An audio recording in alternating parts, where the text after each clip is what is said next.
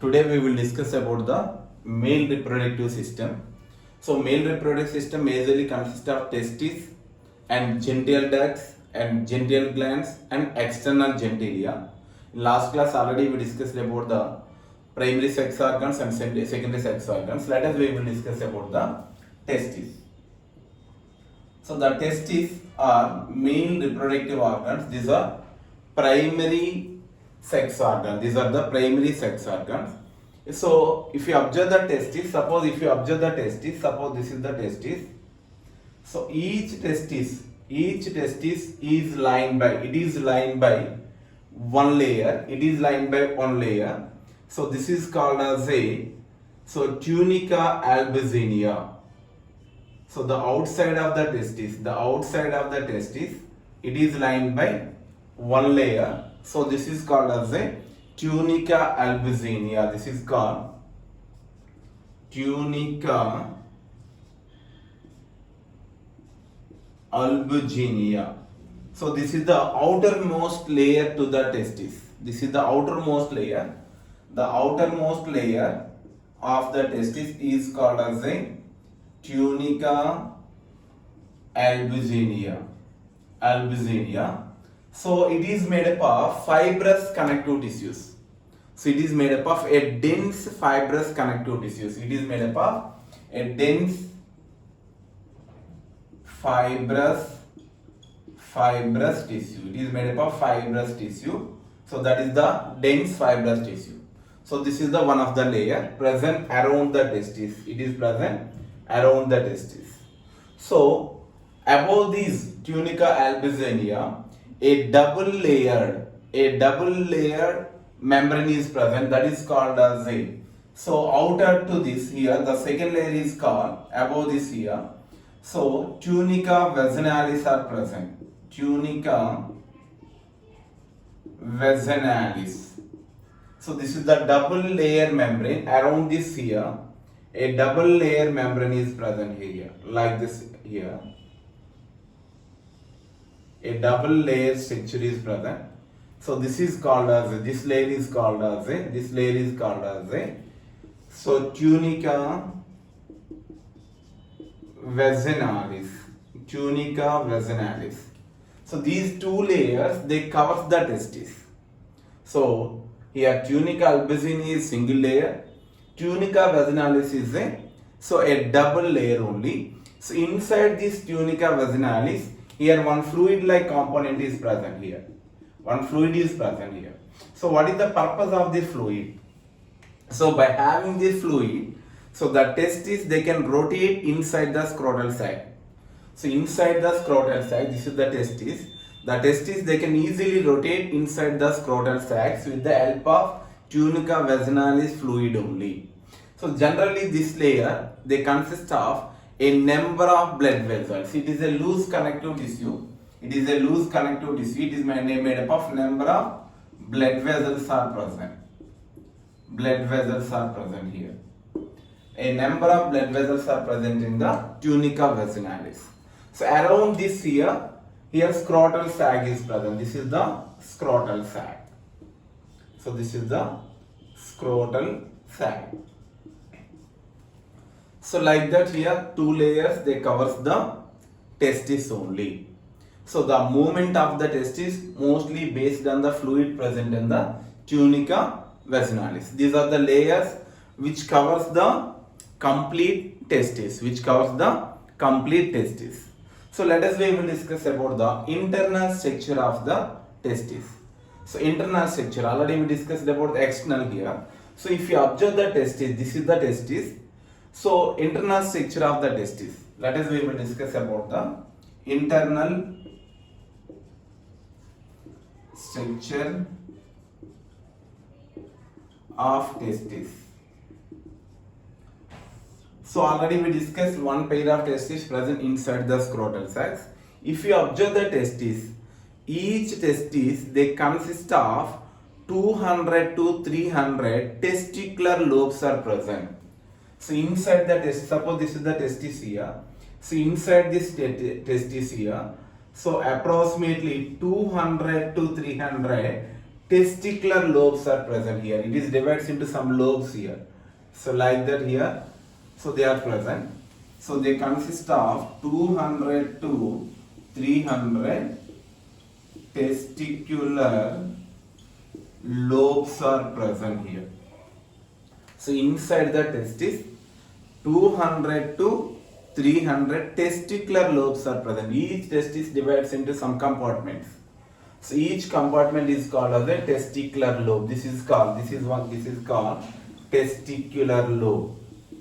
Testicular lobe. So like that here, 200 to 300 testicular lobes are present. Each testicular lobe, suppose if you take the one testicular lobe, inside the lobe, suppose if you take one lobe, this is one of the lobe of the testis. Each lobe, they consist of some coil tubules are present here. A yellow color, a coil tubes are present. They are called as a seminiferous tubule. How many? Each testicular lobule, they consist of seminiferous tubules. How many tubules are present? 1, 2, 3 tubules. Suppose if you take the one lobe, it consists of only 2 seminiferous tubules only. Some lobes having only 1 seminiferous tubule. Some are having 2. Some are having 3 also. Like that here, highly coiled here. A coil tubules are present. So these tubules here, these coil tubules are called as a seminiferous tubule. So these are very important tubules because these tubules only they produce the sperm cells.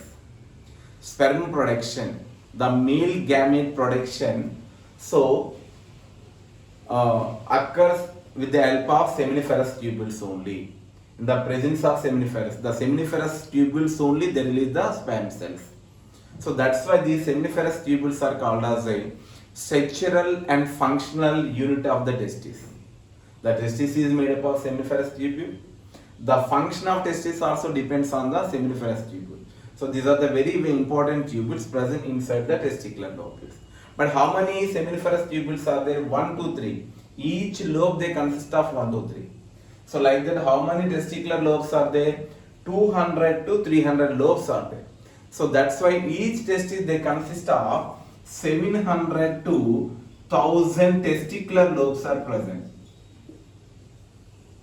700 to 1000 seminiferous tubules are present here. 700 to 1000 seminiferous tubules are present.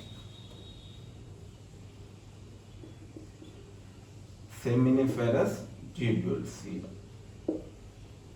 So suppose if you take the one testis, each testis they consist of 700 to 1000 seminiferous tubules are present here. How many? 700 to 1000 seminiferous tubules are present. So these are the functional structures. So let us we will discuss about the what are the parts present inside the testis. So these all seminiferous tubules. These are the seminiferous tubules. From these all seminiferous tubule, they are enters into irregular network here. Some irregular network tubules are present here like that.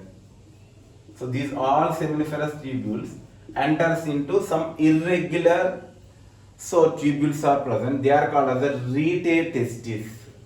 So these are called as a rete testis. See here, what is the connection here? Seminiferous tubule. These all seminiferous tubules enters into one tubule. These are called as the rete testis. So these are called as a rete testis. So these rete testis enters into epidermis. Here actually a coiled part is present like this here. A coiled part is present. Highly coiled part is present like this here. So this highly coiled part present in the testis. So this is called as a epididymis. So this is called epididymis. This highly coiled tubule is called as a epididymis. So here already we discussed each testis divides into some lobules. Each lobule consists of 1, 2, 3 seminiferous tubule. these seminiferous tubules opens into some irregular tubule, they are called as the reed testes.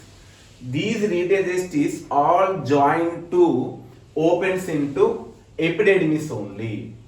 So between the epididymis to reed testes, between the epididymis to reed testes, here some tubules are present. Here some tubules are present. So these tubules are called as vasa efferentia. Vasa efferentia. How many vasa efferentias are there?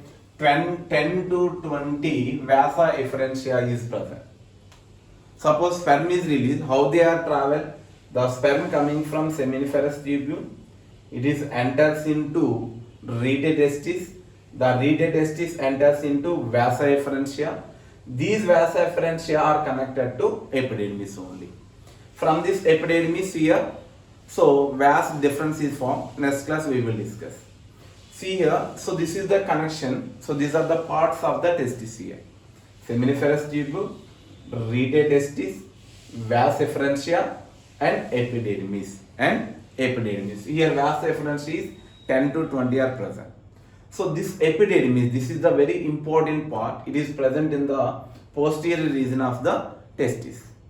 So actually this is the epididymis. This part is called epididymis.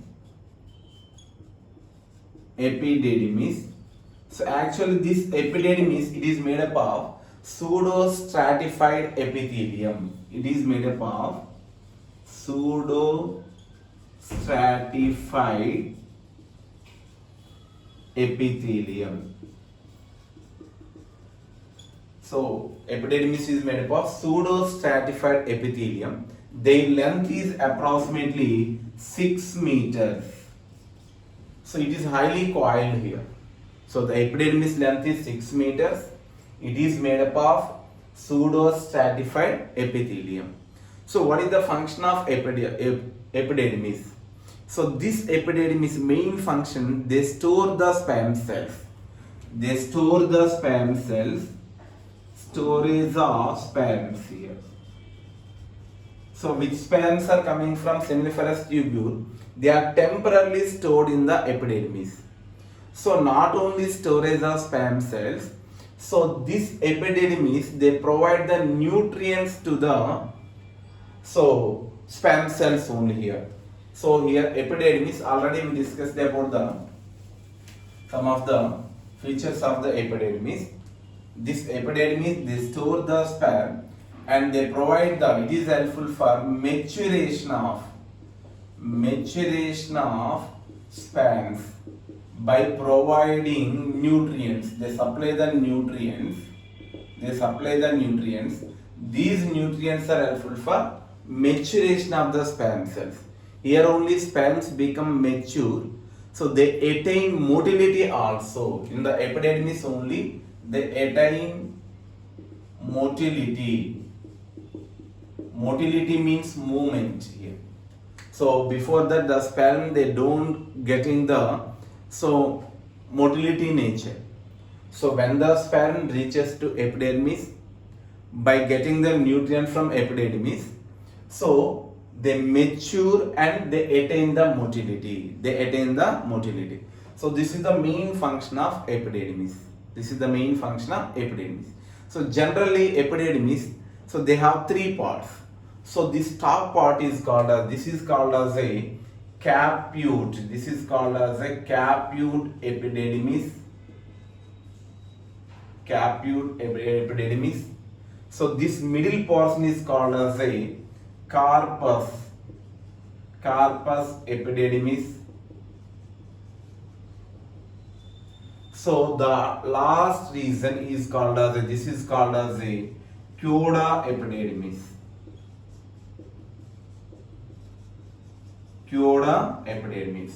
So this epididymis majorly consists of 3 regions: capute epididymis, carpus epididymis, and coda epididymis here.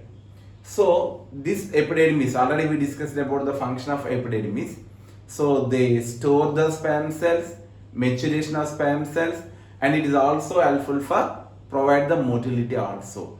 So the ending portion of epididymis, this coda epididymis, It is continuous as a one tube here. It is continuous as a one tube. This tube is called as a vas difference. This is called as a vas difference. So it is continuous as a one tube. This tube is called as a vas difference. This tube is called as a vas difference. Here one thing is very important. So this is the testis, this is the epidermis. So a testis with epidermis is called as a testicle. So what is the testicle? Here testicles means here testis plus epidermis. Testis plus epidermis. Both testis and epidermis commonly called as a testicle. Here already we discussed ending portion of the epidermis. It is continuous as a vasa difference. It is enters into ejaculatory duct. Finally, it is enters into urethra. Generally, this vasa difference is start from scrotal sacs. It is enters into abdominal region through the inguinal canal only. Through the inguinal canal, it is enters into abdominal region. So already we discussed about the spermatic cord also. The spermatic cord also consists of vasa difference. So the spermatic cord also consists of vasa difference. See here, so this test is completely covered by scrotal sac. Already we discussed this pouch-like structure is called scrotal sac. So this testis and scrotal sacs are connected by here. So the testis is connected to scrotal sac by one connection that is called as a gubernaculum. This region is called as a gubernaculum. The testis connected to scrotal sacs because so they need the support. So this testis connected to scrotal sac through one connection that is called gubernaculum. So already we discussed testis are connected to abdominal wall through the spermatic cord.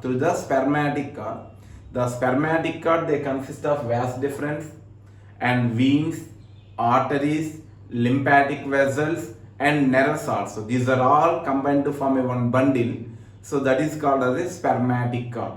Spermatic cord they consist of veins, arteries, lymphatic vessels and nerves along with vas deferens. That bundle is called as a spermatic cord. Through spermatic cord they getting the support. So this is about the internal structure of the testis. So already we discussed the testis having two layers. The outer is called as a dense fibrous layer that is called tunica. So albuginea. Around this here double layer structure is present that is called tunica vaginalis. The tunica vaginalis is consist of fluid. This fluid is helpful for movement of the testis in the scrotal sac. Around this scrotal sac is present here. So inside the testis they have lobules. These lobules are called as a testicular lobules. 200 to 300 testicular lobes are present. Each lobe they consist of 1 to 3 seminiferous tubule. 1 to 3 seminiferous tubule. So like that complete testis they consist of 700 to 1000 seminiferous tubules are there. The seminiferous tubules only they release the sperm. So that's why they are called structural and functional unit of the tissues. So these seminiferous tubule they are connected to irregular network that is called reed testis. So these reed testis connected to epidermis through some tubes. These are called as a vas efferentia. These vas efferentia 10 to 20 vas efferentia are present. These are all enters into epidermis. Already we discussed epidermis 6 meters length. It is made up of pseudostratified epithelium. The main function of epidermis, they store the sperm temporarily and they provide the nutrient for maturation of the sperm cell. They getting their motility. So this testis plus epidermis commonly called as a testicle. So each epidermis they consist of three parts: caput epidermis, corpus epidermis and chioda epidermis. This chioda epidermis continues as a vas deferens. It is one part of the spermatic cord. So this is about the internal structure of the testis.